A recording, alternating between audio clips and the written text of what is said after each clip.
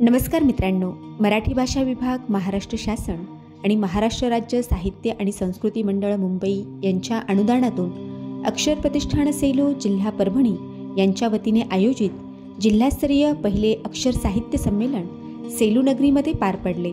बालसाहित्यिकांसाठी देखील हे साहित्य संमेलन म्हणजे एक मेजवानीच होते। मित्रांनो, बालसाहित्यिकांसाठी आयोजित बालकट्टा या बालकट्ट्यावरती नूतन कन्या प्रशालेतील अगदी लहान वर्गातील लहान लेकरू ह्या 5वीच्या लेकराने स्वरचित कविता सादर करत प्रेक्षकांची मने जिंकली। खूप मोठे शब्द नाहीत, परंतु छोट्या छोट्या शब्दातून देखील आपली कविता सादर करत या लहान लेकराने सर्वांचे मन जिंकले।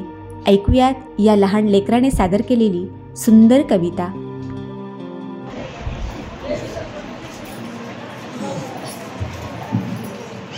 नमस्कार, माझे नाव कुमारी अनया अश्विनी विजय ढाकणे।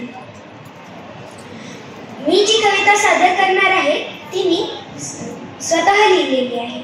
माझ्या कवितेचे नाव आहे माझी वसुंधरा।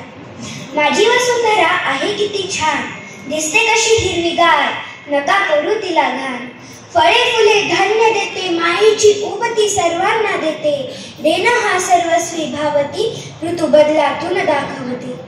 रंग बदलून शालूचे हजार, डोळ्यांचे पारणे ती फेडते। मानसाला जणू ती माया जाळातच अडकवते। निसर्गाचे धडे ती शांतपणे शिकवते। निसर्गाचे धडे ती शांतपणे शिकवते। ती सर्व काही देते, ती माता पिताप्रमाणे सर्व काही न मागताच देते। न मागताच देते, नसते तिला कुणाकडूनही कशाची अपेक्षा। ती मात्र सर्वांना मायेची ऊब सारखीच देत राहते।